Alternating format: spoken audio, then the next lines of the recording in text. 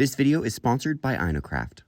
Hey everyone, welcome back to Reissued. My name is Andrew. Today we're continuing on with the studio makeover. We started this process a couple weeks ago by tearing down the dropped 10-foot ceiling, exposing the beautiful original 12-foot ceiling. And I also talked a little bit about the feeling, the function, the furniture, the design for that space. I've already taken some of your feedback on that video to make some changes to the design plan, but we'll talk about that next time. Today we're going to be tackling the ceiling, which is a huge project. The plan here is to install drywall so we have a nice smooth base. Then we'll add lots of decorative moldings on the ceiling inspired by this photo from the Architectural Digest Instagram. And finally, we're going to be DIYing a ceiling medallion that's going to go in the center of the room right above the light fixture. I want to do something kind of cool and geometric and use some siding that we're pulling off the back of the house in the atrium where the windows are going to go. We were actually thinking about throwing this away because we have quite a lot of it and we weren't sure what to do with it, but we found a use for it. Before we get started today, if you're loving my home makeover process and you're not already subscribed, go ahead and hit the subscribe button. Also, be sure to check out the home makeover playlist. I'm putting every video from the last 2 years, every project, every makeover video related to my home renovation is in order on that playlist. So by all means, take a moment to catch up. I'll just wait right here. Welcome back. Let's get started. So after the ceiling demo last time, the old 10-foot ceiling is gone, and the original wallpapered 12-foot ceiling is back. We left the rafters in for now to help us install the drywall. I was hesitant to use drywall since it's boring and difficult to get the seams right. However, in this case, it was the most affordable option for the light and bright look that I was going for, and we're going to jazz it up later. Even though it was tricky to maneuver the 4x8 sheets around the rafters, it was preferable to having us hold it up for too long. This stuff is heavy. We measured each piece and cut it to size first.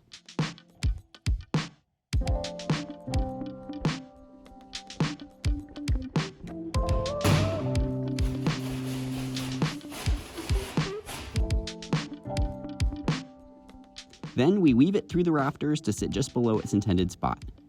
Then push it up in place to screw it in.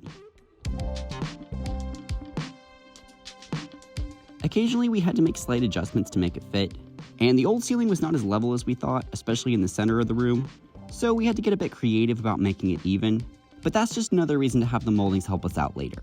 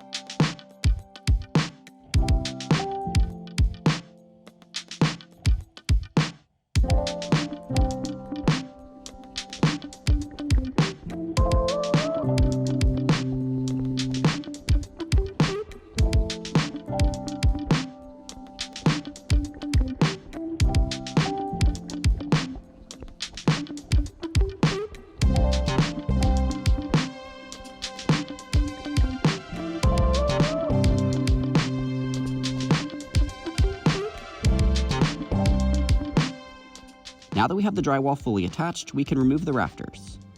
We cut the nails on one side and drop that side down to pry off the other side. We removed all of the nails outside off camera to store the wood. You know we have to save it and put it to good use in the future. We're thinking about ripping it down to make planks to cover the living room ceiling. Any other ideas? Comments, go!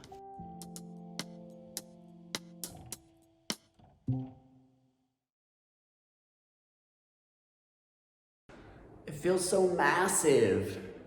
Now let's start on the center medallion.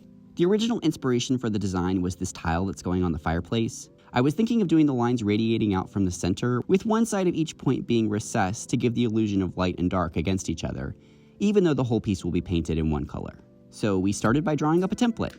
First we create a 30-inch circle with some string and a pencil, then we measure and draw the angles. I wanted 10 points to the star, since 8 seemed too chunky, so that makes each angle 36 degrees. Then we can fill in the blanks to complete the shape.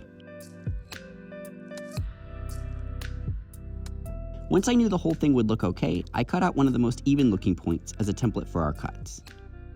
To cut the medallion pieces here, we're gonna be doing this with some of the old siding that we pulled out of the atrium. This was the original exterior of the house. The porch was turned into an addition, so this is stuff that's on the inside. Some of that is gonna remain on the wall in that room, but a whole wall of it is gonna get pulled out to put windows in, and so we're pulling that off the wall, and we thought that this would be a great place to repurpose it. Not only is this using something that we already have, so we don't have to purchase materials, but it's also really unique because it's thicker on one side than the other. It's sort of slightly tapered and cut on an angle. So as we place the pieces, we're strategically placing them so there'll be lots of dimension in the angles from piece to piece. One of the things that I said from the early days of my channel when I was sewing a lot, when I was working with denim and leather, the more you can work with the existing things in a garment or the thing that you're taking apart, the better. So rather than trying to pretend like these are straight pieces of wood, we're going to utilize that angle to our advantage and create something that's super unique.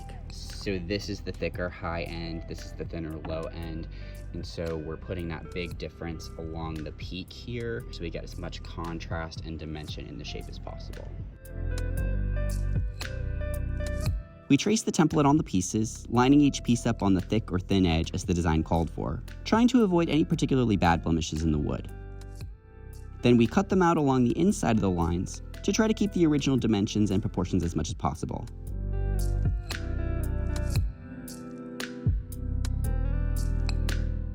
Looking good so far. Star model? So let's finish the cuts.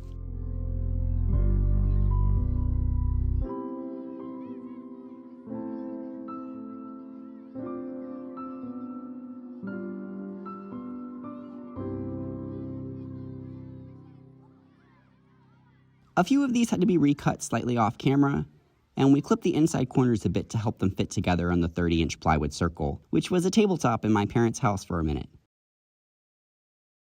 So I had them all going the wrong way. They had to switch inside out. Also, isn't the hula hoop perfect?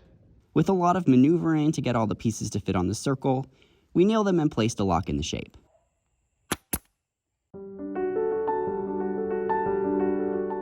Finally, we use a vibrating saw to cut out a hole in the center where the plate for the light fixture will go. The cuts don't have to be too perfect since the larger cap on my fixture will cover this.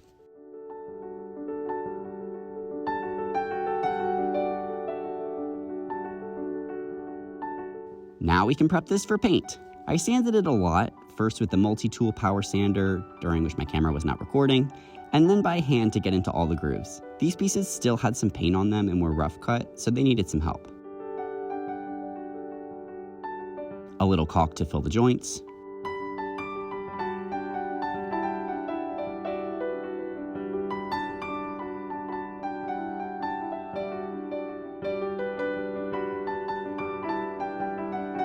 and a little or a lot of wood filler to help smooth things out even more. Even though the finished look is not 100% smooth, I wanted to make every effort to smooth this out so that it would fit in with the rest of the molding pieces and feel artful and original, but totally integrated.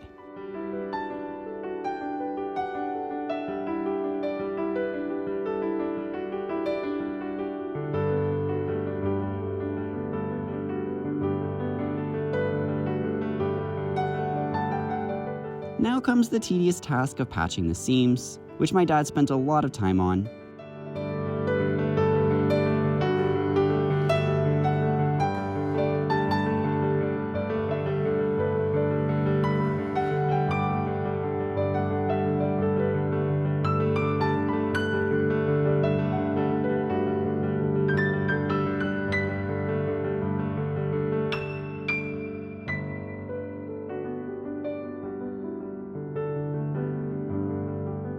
He did 2 layers of quickset, scraping in between to feather the edges, and we're looking pretty smooth.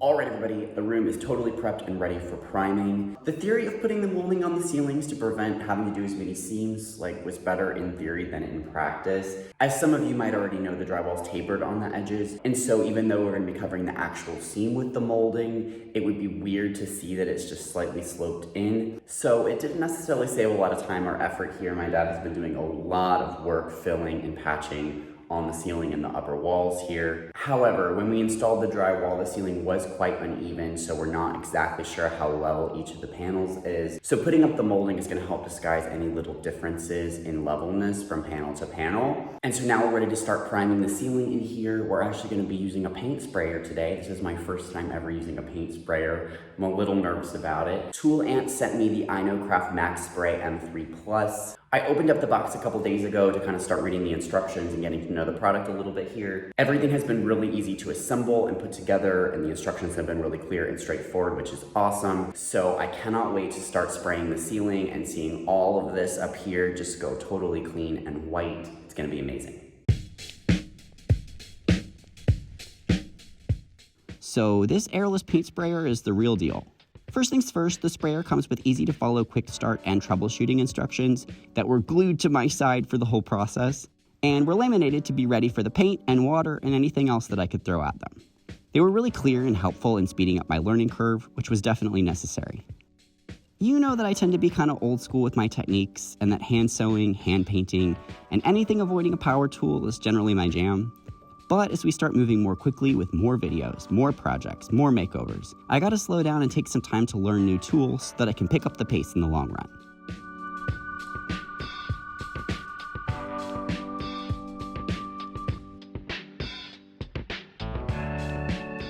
The M3 model that I'm using comes with a 50-foot hose, 18-inch extension tip, and a 515 airless sprayer tip. I didn't need to use the full hose or extension tip in this case, since I'm up on the scaffolding and didn't need the extra reach this time, but that versatility is going to come in handy in the future. We had just enough primer to finish the ceiling and upper walls, so let's use some of the remaining primer in the tubes to prime the medallion.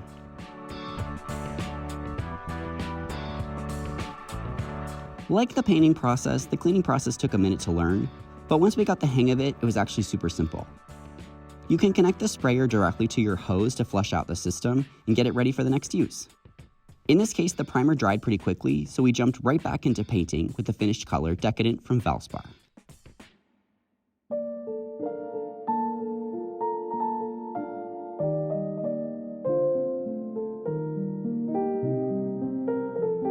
I'm going to drop a link to this sprayer down below. If you've been looking for an airless paint sprayer to get a quick and perfect application on walls, ceilings, or cabinetry, this MaXpray M3+ is fantastic and much more affordable than similar comparable brands, which we love.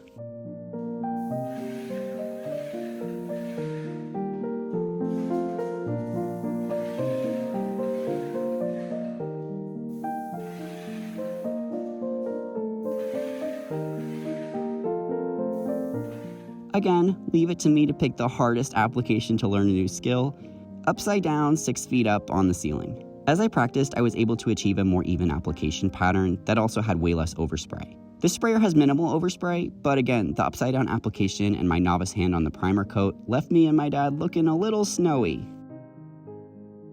So this is a look. Yeah, you probably want to leave the goggles on the whole time. I take them off periodically because once the paint started to kind of like build up in this mist around the room, it was really hard to see where I had gone and to try to keep the lines straight. By no means am I a paint spraying expert yet, but gotta start somewhere, and all things considered today went pretty well. The priming took a while because it was our first time and there was some troubleshooting, but the actual painting the ceiling process took about 45 minutes from the time we started the setup into the actual painting. So all in all, I'm really happy with how it turned out, and I'm glad with how much we got done today because we were able to move so quickly. Alright everybody, final day on the ceiling makeover here. We have a lot to do today. I came in this morning, we were hoping that one coat would be enough on the ceiling, but it wasn't, it looked too streaky. So we went back with another coat. We are getting faster. It took just about an hour from setup through cleanup and everything, so that really saved us some time today. Now we're going in and sanding and perfecting all of the moldings, priming them, painting them, getting them ready to go up on the ceiling. It's gonna be a long day of installation, but it's gonna look so good. Can't wait to show you. It's hard to tell because of the light shining on the ceiling, but the second coat made all the difference and the finish looks flawless. Professional look from amateur me, not too shabby. On to moldings. Many, many moldings. The crown molding that was there before is going back up, despite the questionable cuts and angles of the previous installation and the peely paint. Lots of scraping and sanding to smooth these out again, and they're ready for paint. Same Decadent shade, but make it semi-gloss. This is going on the medallion and all the other moldings as well.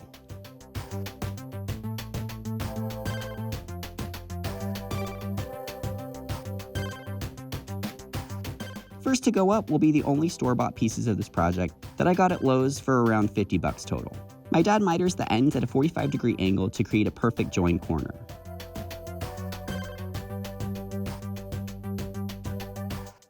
We're going to match the 45-degree angle of the wall over on the fireplace corner, so we did a lot of math and cut those at a 22.5-degree angle to match the distance from the wall.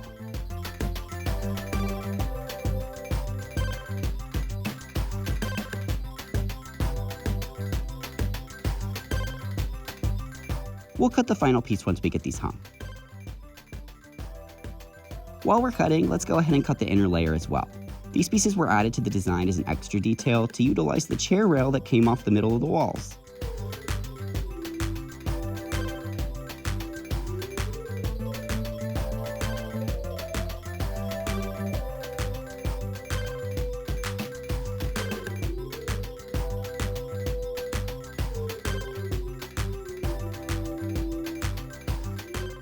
Now we're ready to hang.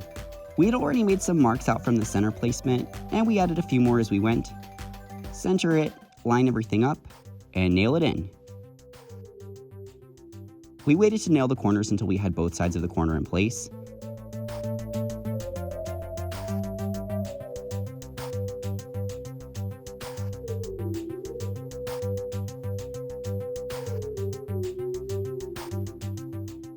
And once all the pieces are in place, we can measure and cut the final corner piece. Looking good.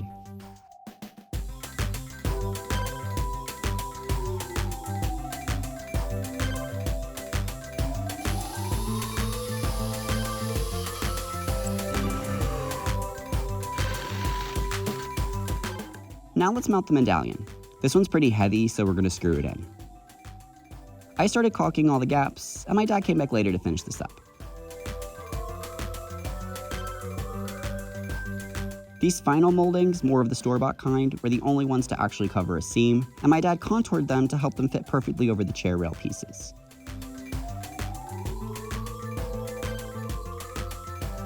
The crown molding reinstall was worse than we had hoped, leaving a lot of gaps. We'll caulk those later on in part 3 of the studio makeover, but for now, just focus on the center of the ceiling. I know not everyone is a fan of the exposed cords on the thrifted light fixture, but I think the juxtaposition of the super formal ceiling and the unkempt industrial cords feels edgy and unexpected. I love it, and I think y'all will too when you see the whole room together. Let's hang the light fixture and call this done. Alright everybody, I am so excited with how this project turned out. I think it sets a really beautiful tone for the room. As I'm continuing with my home makeover, I'm focusing more and more on adding architectural detail. These are the things that when we talk about why we love old homes, it's really about the architectural details, those little moldings, those woodwork pieces, those little details that add character to the house and also were like a beautiful artistic expression for someone at one point, right? So many of these pieces were hand carved, handmade, and there's something really old world and beautiful about infusing my artistic expression and the work that my parents and I are doing into the house as something that's going to stay there hopefully forever. If you want to check out the MaXpray M3 Plus sprayer that I used in this video, I highly recommend it. I'm dropping that link in the description box down below. This is one of those reveals that's going to require a little bit of imagination since there's lots of unfinished areas in the space, but I wanted to go ahead and hang the light fixture so you can get more of a picture of how this is going to look in the finished room. If you like this video and this project, be sure to hit the like button. Thanks so much for watching. I'll see you guys soon. Bye.